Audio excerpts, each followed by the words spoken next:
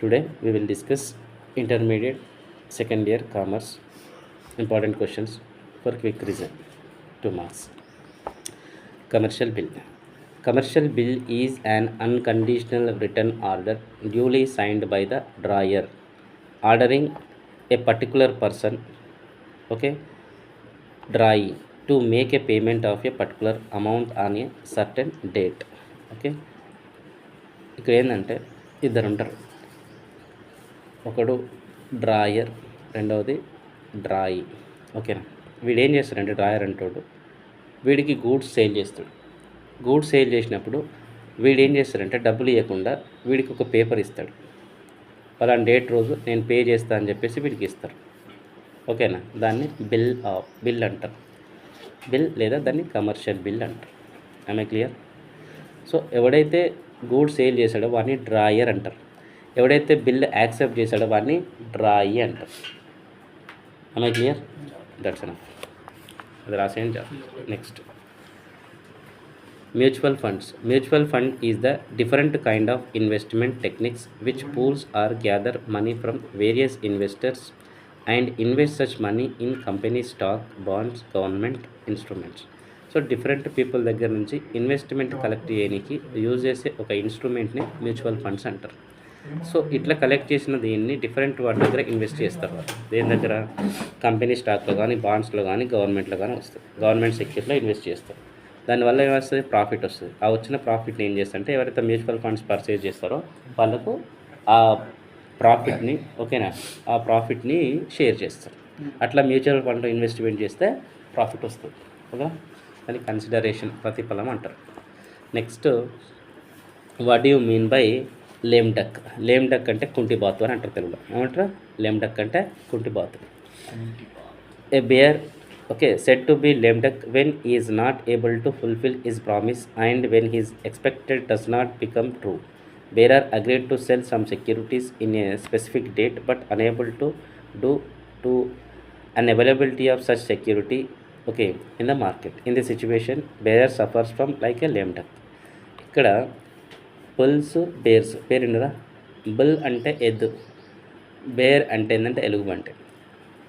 ఓకేనా, స్టాక్ మార్కెట్లో ఏంటంటే బుల్, బేర్ అని యూజ్ చేస్తుంటాం. బుల్స్ ఎందుకు అంటారంటే వీళ్ళు ఎప్పుడు కూడా స్టాక్ యొక్క రేట్లు పెరుగుతాయని చెప్పేసి పర్చేజు, సేల్స్ చేస్తారు. ప్రిడిక్షన్ అట్లా ఉంటుంది వీళ్ళు. దీనికి బుల్ అనేది పెట్టారంటే ఈ ఎద్దుకు, బుల్కి కొమ్ములు పైకి ఉంటాయి కదా, అందుకే వీళ్ళు పెరుగుతాయని ఎక్స్పెక్ట్ చేస్తారు. అందుకే దాన్ని బుల్ అంటారు. బేర్, ఎలుగుబంటి ఎప్పుడు కూడా మనిషిని అటాక్ చేసేటప్పుడు కింద పడేసినాక అటాక్ చేస్తారు. అంటే వీళ్ళు రేటు తగ్గుతుందని చెప్పేసి ప్రిడిక్ట్ చేసి పర్చేజ్, సేల్ చేస్తారు సెక్యూరిటీస్. అయితే వీడు లేమ్ డక్ అంటే ఇది ఎస్పెషల్లీ బేర్ అంటే ఏం చేస్తారంటే ఫ్యూచర్లో రేటు తగ్గుతాయి, ఓకేనా, ఫ్యూచర్లో రేటు తగ్గుతాయి అని చెప్పేసి ఇప్పుడు రేట్కి అగ్రిమెంట్ చేసుకుంటాడు. ఓకేనా, ఏమైనా అగ్రిమెంట్ చేసుకుంటే ఒక 3 months తర్వాత ఇప్పుడు gold rate for example X అనే కంపెనీ షేరు ఇప్పుడు 100 రూపీస్ ఉంది. వాడు ఏం చెప్తాడు? 3 months తర్వాత నీకు 90 రూపీస్కే ఇస్తా అని చెప్పి ఒక అగ్రిమెంట్ చేసుకుంటాడు. అది 3 months తర్వాత దాని షేర్ అనేది 80 రూపీస్ అయిందనుకో, వాడు 80 రూపీస్ కొని వీళ్ళు 90కి అమ్ముతాడు. కానీ వాడు అనుకున్నాడు 80 రూపీస్ రాలే, 95 ఉంది. అప్పుడు ఏం చేస్తాడు? వాడు లాస్ అవుతాడు. అప్పుడు ఏం చేస్తాడంటే వీళ్ళకి అమౌంట్ పే షేర్స్ ఇయ్యేటప్పుడు ఏం చేస్తుంటే కుంటిబాతు లెక్క ట్రీట్ చేస్తారు వాడిని. అంటే ఇబ్బంది పడుకుంటూ వాడు షేర్స్ అనేది పే చేస్తాడు. అందుకే వాడిని లేమ్ డక్తో కంపేర్ చేస్తారు. ఓకేనా, అది బేర్ సంబంధించిన. Next, stock exchange. Stock exchange are market place where securities that have been listed thereon may be bought and sold either for investment or specific. Stock exchange అంటే ఏంటంటే company యొక్క security purchase, sale చేసే ఒక ఆర్గనైజేషన్ని stock exchange అంటారు. Stock exchange is the place securities purchased and sold. Simple రాస్తే చాలు. Securities purchase, sale చేసి దాన్ని ఏమంటారు? Stock exchange. Next, what you mean by bull? Bull అంటే అయిపోయినాయి కదా. వీళ్ళు ఏంటంటే షేర్స్ అనేది రేట్స్ ఇంక్రీజ్ అవుతాయని చెప్పేసి, ఓకేనా, ఇంక్రీజ్ అవుతాయని ఎక్స్పెక్ట్ చేసి వీళ్ళు పర్చేజ్, సేల్ చేసే యాక్టివిటీస్ని బుల్ అంటారు. The speculators who purchase the shares for the purpose of selling them at high prices. తక్కువగానే ఎక్కువ అమ్ముతారు, ప్రాఫిట్ వస్తుంది. High prices in the future is known as bulls. వీళ్ళని ఏమంటారంటే is also known as tejiwala. Simple, 2 లైన్లు రాయాలి. ఏం రాయాలి? The speculators who purchase the shares for the purpose of selling them at high prices, okay, in future are known as bulls is also known as tejiwala. I clear? ఏం చెప్తున్నాడు ఇక్కడ? వీళ్ళు ఒక bull అంటాడు, ఒక స్పెక్యులేటర్, ఫ్యూచర్లో రేటు పెరుగుతుందని చెప్పేసి, లేదా ఇప్పుడు ప్రజెంట్ కొనుక్కొని ఫ్యూచర్లో ఎక్కువ రేటుకు సేల్ చేసేటోడు వాడిని బుల్ అంటారు. వాడిని ఏమంటారు? ఇంకా తేజ్వాలా అంటారు. క్లియర్? Next bear. వీడు రివర్స్, వాడికి రివర్స్. వాడు పెరుగుతాయని ప్రిడిక్షన్ చేసి స్పెక్యులేట్ చేస్తాడు, వీడు తగ్గుతాయని చెప్పి ప్రిడిక్ట్ చేస్తాడు, reverse. A speculator who sell the securities by predicting the fall in its price is known as bear. Is also call mandiwala. వాడిని ఏమంటారు? తేజ్వాలా అంటారు. వీని ఏమంటారు? మండివాలా. వాడేం చేస్తాడు? ఫ్యూచర్లో పెరుగుతాయని చెప్పి ప్రిడిక్ట్ చేసి బిజినెస్ చేస్తాడు, వీడు తగ్గుతుందని చెప్పేసి వీడు వర్క్ చేస్తాడు. ఆమె clear? That is the main difference. ఎందుకంటే బుల్ కొమ్ములు పైకి ఉంటాయి కాబట్టి పెరుగుతాయని గుర్తుపెట్టుకోండి. బేర్ అనేది అటాక్ చేసేటప్పుడు కింద పడేసినాకనే అటాక్ చేస్తారు కాబట్టి తగ్గుతాయని ప్రిడిక్ట్ చేస్తారు, అట్లా గుర్తుపెట్టుకోండి. ఆమె clear? Next SEBI. Securities exchange board of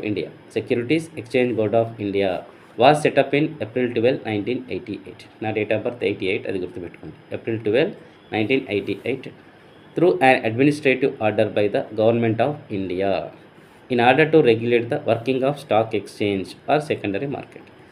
total ఇండియాలో ఉన్న స్టాక్ ఎక్స్చేంజ్లను కంట్రోల్ చేయడానికి ఇండియన్ గవర్నమెంట్ ఏం చేసిందంటే ఒక ఆర్గనైజేషన్ స్టార్ట్ చేసింది. ఓకేనా? ఎప్పుడు?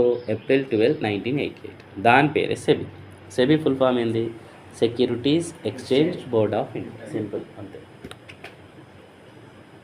నెక్స్ట్ ఏటీఎం అంటే ఆటోమేటెడ్ టెల్లర్ మిషన్. ఈ మిషన్ యూజ్ చేసి 24/7 ఎప్పుడైనా బ్యాంకింగ్ ట్రాన్సాక్షన్ చేయొచ్చు. అమౌంట్ విత్డ్రా చేయడం, ఓకేనా, నీ బ్యాలెన్స్ చెక్ చేయడం, ఆ పర్పస్లో యూజ్ చేస్తుంది. ATM stands for any time money కాదు, ఆటోమేటెడ్ టెల్లర్ మిషన్. ఓకేనా? Teller machine. It is an electronic computerized telecommunication device. It is electronic device అని రాసుకోండి సింపుల్గా. Usually located on or off of the banking, bank దగ్గర కానీ bank దూరంగానే ఉంటుంది. A customer can use ATM by using his her ATM card. ATM కార్డ్ని ఏమంటారు? ఇంకా డెబిట్ కార్డ్ అంటాం. The ATM machine then enter the pin. Pin అని full form ఏంది? Personal identification number. ఈ పిన్ అనేది యూజ్ చేసి వన్ అమౌంట్ని వాడు విత్డ్రా చేసుకోవచ్చు. సో ఏటీఎం అనేది ఒక ఎలక్ట్రానిక్ మిషన్. ఈ మిషన్ని యూజ్ చేసి బ్యాంకింగ్ యాక్టివిటీస్ తీసుకోవచ్చు, నీ అకౌంట్లో నుంచి అమౌంట్ అనేది విత్డ్రా చేసుకోవచ్చు బై యూజింగ్ ఏటీఎం కార్డ్. ఓకేనా? Next mobile banking. Mobile phone internet use చేసి బ్యాంకింగ్ యాక్టివిటీస్ చేయడాన్ని మొబైల్ బ్యాంకింగ్ అంటారు. సింపుల్. ఫోన్ ద్వారా డబ్బులు సెండ్ చేయడం, ఓకేనా, స్టేట్మెంట్ చూడడం, రిక్వెస్ట్ పంపడం అన్నీ మొబైల్ బ్యాంకింగ్కి వస్తుంది. Mobile banking is a free service provide by the bank to the customers. In case of mobile banking service, bank give alert to customers on mobile regarding accounts balance, debit transactions, credit transactions. Check చేసుకోవచ్చు. ప్రతి బ్యాంకుకు ఒక app వచ్చింది. App open చేసి మనం transaction చేసుకోవచ్చు, next balance check చేసుకోవచ్చు, request కూడా పంపొచ్చు. ఓకేనా? ఏమైనా ప్రాబ్లం ఉంటే కస్టమర్ కేర్ కూడా కాంటాక్ట్ చేయొచ్చు, మెయిల్ చేసుకోవచ్చు, మెసేజ్ చేసుకోవచ్చు. గ్రీవెన్సెస్ కూడా అలా ఉంటాయి. ఓకేనా? ఇప్పుడు అంతా ట్రెండింగ్ అంతా మొబైల్ బ్యాంకింగే. Next saving deposit. To increase the saving nature among the people, banks providing one of the important account is called saving account. Especially poor people ki, middle class people ki వాళ్ళ saving nature increase చేయడానికి bank ఒక account create చేసింది, దాన్ని saving account. మనం account అంటారు, bank కూడా deposit అంటాడు. ఓకేనా? సేవింగ్ డిపాజిట్ అని వాడంటాడు, సేవింగ్ అకౌంట్ అని మనం అంటాం.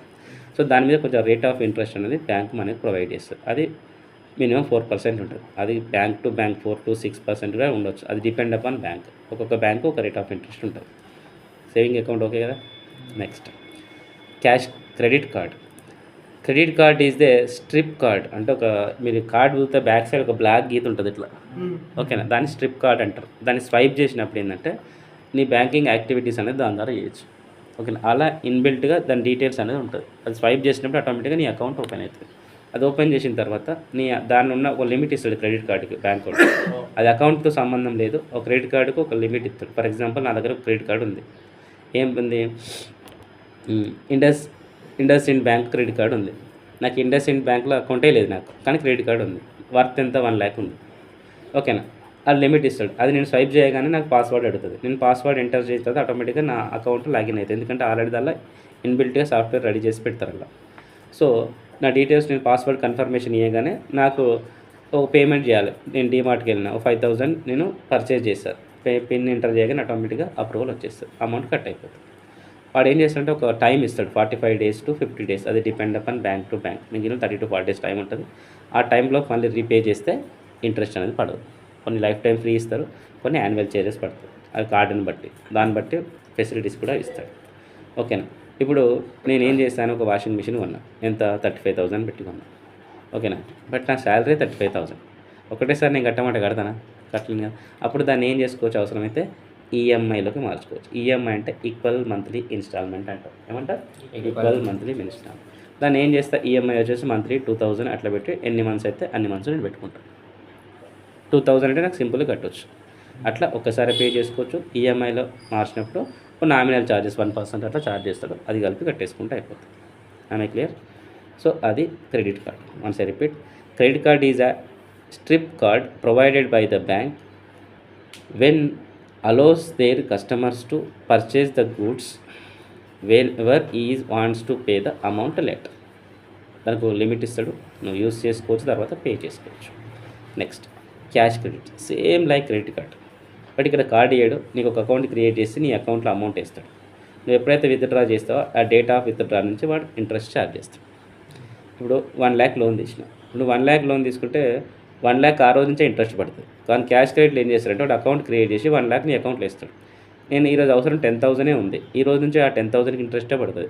ఒక 3-4 days తర్వాత నేను ఏం చేసి ఒక 5,000 తీసిన, ఆ రోజు నుంచి ఆ 5,000కే ఇంట్రెస్ట్ పడుతుంది. మిగతా అమౌంట్ వాడలే కదా, అప్పుడు ఇంట్రెస్ట్ పడదు.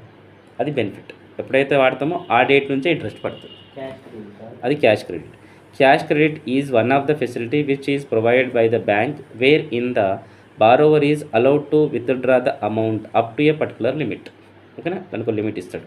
The customers account is credited with the amount and he can make withdrawn as per need. ఎప్పుడు అవసరం ఉంటే అంత విత్డ్రా చేసుకోవచ్చు. విత్డ్రా చేసిన దాని మీదనే అప్పుడు ఇంట్రెస్ట్ పడుతుంది.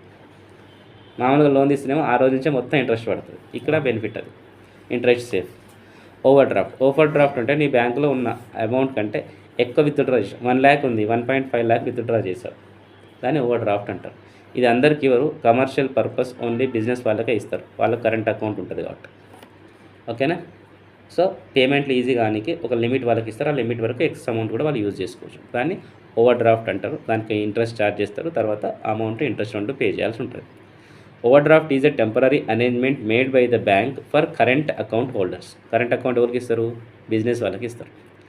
It is the short term loan where in customer can withdraw excess amount from the current account up to certain limit. Clear?